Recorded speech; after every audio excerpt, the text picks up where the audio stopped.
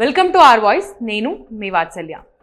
తెలంగాణ ఆత్మగౌరవానికి గుండెకాయ లాంటి ఉస్మానియా యూనివర్సిటీలో పరిస్థితులు ప్రత్యేక రాష్ట్ర ఉద్యమం నాటి రోజులను గుర్తు చేస్తున్నాయి. డిఎస్సి వాయిదా కోసం అభ్యర్థులు, విద్యార్థి సంఘ నాయకులు చేస్తున్న నిరసనలు, అడ్డుకునేందుకు పోలీసుల మోహరింపు, నినాదాలు, అరుపులు, అరెస్టులతో యూనివర్సిటీ క్యాంపస్ దద్దరిల్లుతోంది. వందలాది మంది పోలీసులతో, వారి బూట్ల చప్పుళ్లతో భయానక వాతావరణం నెలకొంది.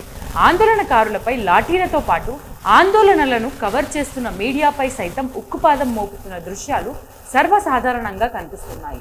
దీంతో ఒకప్పటి సమైక్య పాలనలో పరిస్థితులు స్వరాష్ట్రంలో కూడా ఎదురవుతున్నాయని ఆరోపణలు వినిపిస్తున్నాయి. ఒక్కసారి ఉస్మానియా క్యాంపస్ ను చూస్తే తెలుస్తుంది అదెంత సున్నితంగా మారిందో. అదేమీ ఉగ్రవాదులు చొరబడే దేశ సరిహద్దు కాదు, అలాగే మావోలు సంచరించే దండకారణ్యము కాదు. కానీ వందలాది మంది పోలీసుల భద్రతతో హై టెన్షన్ వాతావరణం నెలకొంది. క్యాంపస్ మొత్తం పోలీసుల పహారాలోకి వెళ్లిపోయింది. నలుగురు ఒకచోట గుమికూడినా అక్రమ అరెస్టులకు సైతం వెనకాడటం లేదు. అరెస్టుల వరకు ఎందుకు, ఏకంగా భౌతిక దాడులకు దిగుతున్నారు. విద్యార్థి నాయకులపై పిడిగుద్దులతో దాడి చేయడం ఉద్యమం సమయంలో కూడా కనిపించలేదు. అంతేకాదు, అభ్యర్థులు, మీడియా ప్రతినిధులపై పరుష పదజాలంతో దాడికి దిగడం కూడా ఇప్పుడే చూస్తున్నాం. డిఎస్సి పరీక్షలు వాయిదా వేసి ఎక్కువ పోస్టులతో మెగా డిఎస్సి వేయాలంటూ గత కొన్ని రోజులుగా రాష్ట్ర వ్యాప్తంగా పెద్ద సంఖ్యలో అభ్యర్థులు రోడ్డెక్కారు. సీఎం స్వంత జిల్లాలో సైతం నిరసనలు హోరెత్తాయి. ఇటు ఉస్మానియాలో నిత్యం ఆందోళనలు జరుగుతున్నాయి. అయితే రాష్ట్రంలో ఇంత జరుగుతున్నా ఈ ప్రజాప్రభుత్వం నుంచి మాత్రం ఎలాంటి స్పందన లేదు. పైగా అభ్యర్థుల ఆందోళనలను అణిచివేయడానికి ప్రాధాన్యమిస్తుంది.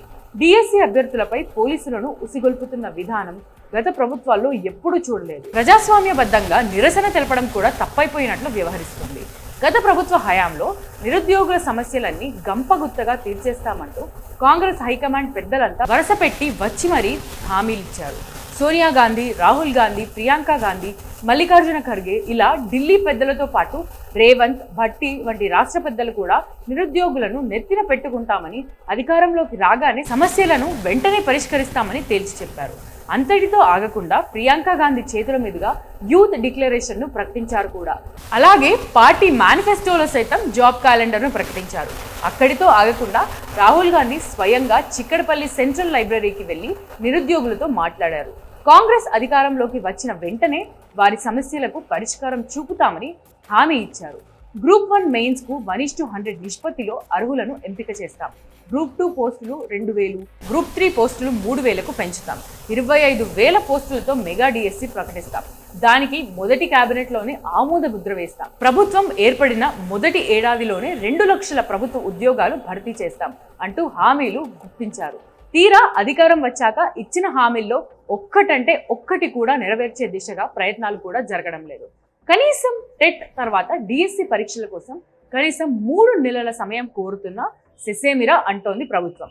డిఎస్సి వాయిదా అనేది కోచింగ్ సెంటర్ల మాయాజాలం అని, ఒకవేళ పోస్ట్పోన్ చేస్తే కోచింగుల పేర్లతో కోట్లాది రూపాయలు వెనకేసుకోవచ్చనేది వారి ప్లాన్ అంటూ సాక్షాత్తు ముఖ్యమంత్రి సెలవిచ్చారు.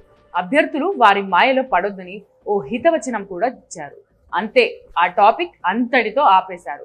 అభ్యర్థుల ఆందోళన ఆగకపోయినా పరీక్ష ఏర్పాట్లు మాత్రం జరుగుతున్నాయి. హాల్ టికెట్లు కూడా జారీ చేస్తున్నారు. ఈ నెల 18వ తేదీ నుంచి ఆగస్టు 5వ తేదీ వరకు పరీక్షలు నిర్వహించేందుకు సిద్ధమవుతున్నారు. ఇటు గ్రూప్ పోస్టుల పెంపు కూడా సాధ్యం కాదని, అలా చేస్తే న్యాయ వివాదాలు తలెత్తే అవకాశం ఉందని, అప్పుడు మొత్తం ఉద్యోగాల భర్తీకే బ్రేక్ పడుతుందని హెచ్చరిస్తున్నారు. ప్రజాప్రభుత్వం అని గొప్పలు చెప్పుకుంటున్న కాంగ్రెస్ పాలనలో నిరుద్యోగుల కన్నీటిని పట్టించుకునే వారే కరువయ్యారు. వారి ఆర్తనాదాలు అరణ్యరోధనే అవుతున్నాయి. కేసీఆర్ హయాంలో నిర్వహించిన ఉద్యోగ ప్రక్రియలో సెలెక్ట్ అయిన అభ్యర్థులకు నియామక పత్రాలు ఇస్తూ తమ ప్రభుత్వం ఏర్పడిన 3 నెలల్లోనే 70,000 ఉద్యోగాలు ఇచ్చామంటూ ప్రకటనలు చేసిన రేవంత్ రెడ్డి ఏలుబడిలో నిరుద్యోగుల పరిస్థితి ఎలా ఉంటుందో వేరే చెప్పక్కర్లేదు. ప్రతిరోజు అడుగుతున్నాను, మళ్ళీ ఈ రోజు కూడా అడుగుతున్నాను. ఆర్థికంగా మన ఛానల్ని నిలబెట్టే బాధ్యత కూడా మీ అందరి మీదే ఉంది. మన ఛానల్ రెవెన్యూ చాలా చాలా చాలా తక్కువ. ఒక ఆఫీస్ లేదు, మనది అనే ఎక్విప్మెంట్ లేదు, అంతా రెంట్ బేస్ మీద. ఆఫీస్ అయితే రెంట్ బేస్ మీద కూడా లేదు. వాటన్నిటిని నిర్మించాలి అనే ఒక ఆలోచనతో అడుగులు ముందుకేస్తున్నాం. ప్రజల గొంతును ప్రభుత్వానికి అందించే ఒక వారధిలాగా పనిచేస్తూ వాస్తవాలని, ముఖ్యంగా జాతీయవాదాన్ని జనంలోకి తీసుకెళ్లాలనే ఉద్దేశంతోనే ఈ ఛానల్ ఛానల్ స్టార్ట్ చేసినప్పటి నుంచి మీ అందరూ ఆదరిస్తున్నారు కాబట్టే ముందుకెళ్తున్నాను.